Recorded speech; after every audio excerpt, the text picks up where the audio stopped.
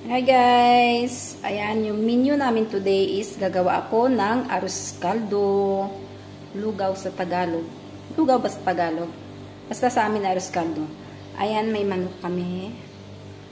Bigas. Garlic. Ayan sa yung ginger. Sibuyas. At saka nor cubes. Mag-start na tayo. Unahan natin yung ginger.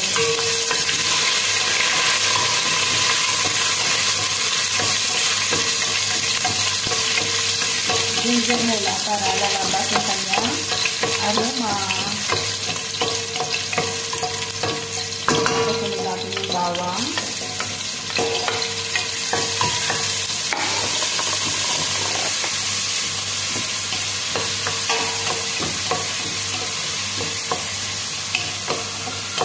Antayin natin siya mag-brown kunti yung bawang.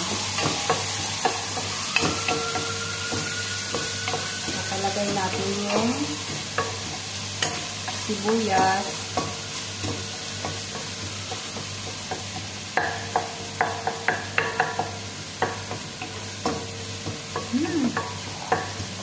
Bawang pa lang at saka yung ginger lang muna. Lagyan natin yung sibuyas natin.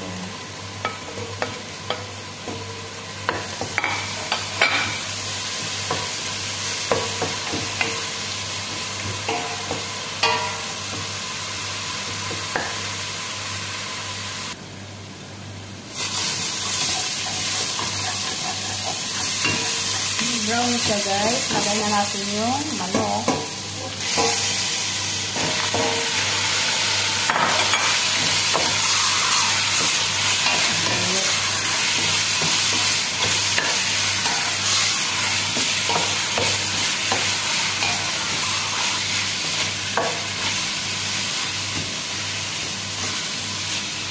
Isa lang natin yung manok.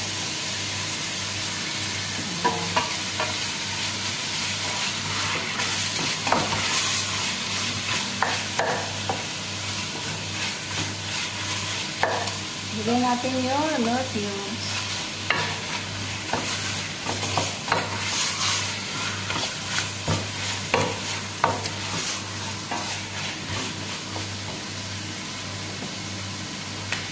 Asin. Kunting asin lang. Paminta.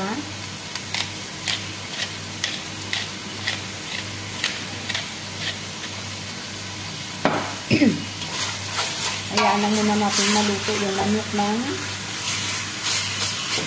stir muna natin siya ng 5 minutes or 10 minutes.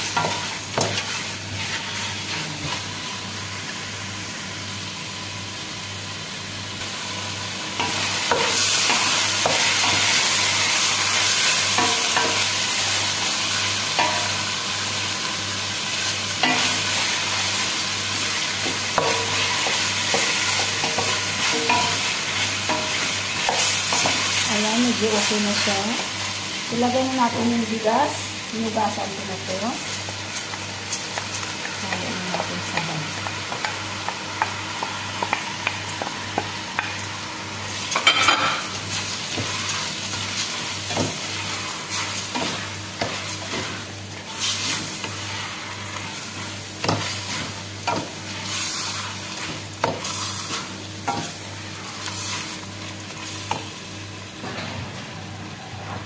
Maglagay lang tayo ng kunting turmeric ang pakulay sa ating arroz caldo.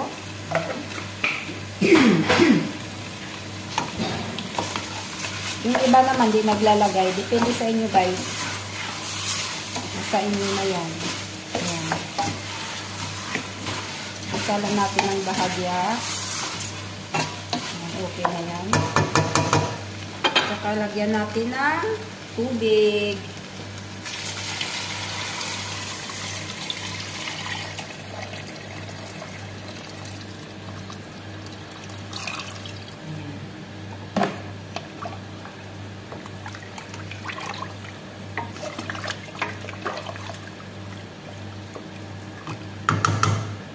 Takpan lang natin siya guys at kaya ang kumulo.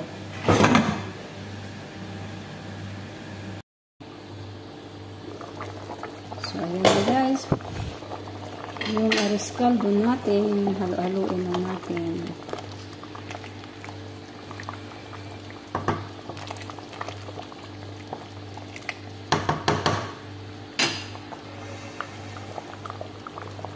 Ayan, lagyan lang natin siya ng kunting patis.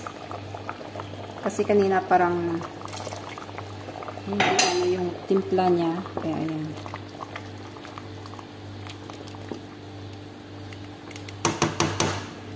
Takpan lang natin ulit.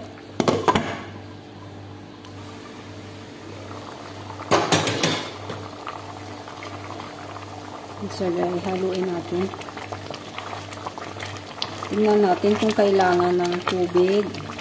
Lagyan pa natin ng kunting tubig. Ayan. Lagyan natin siya ng kunting tubig. Kasi hindi pa luto yung bigas. Ano na siya. Ayan.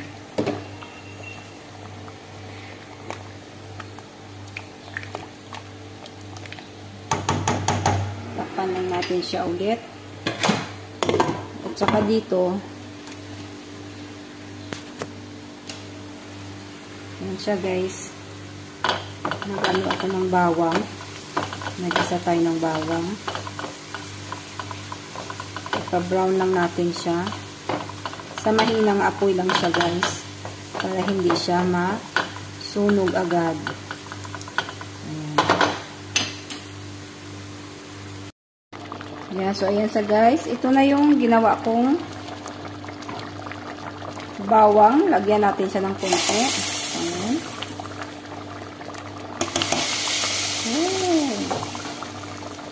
Ayan.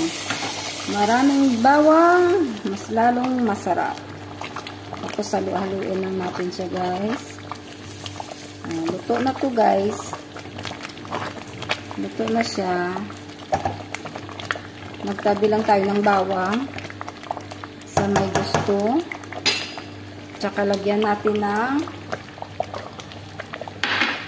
dahon ng sibuyas. Ayan.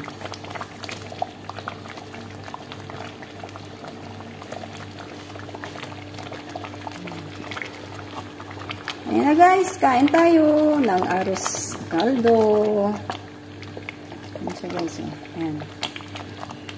Arroz caldo.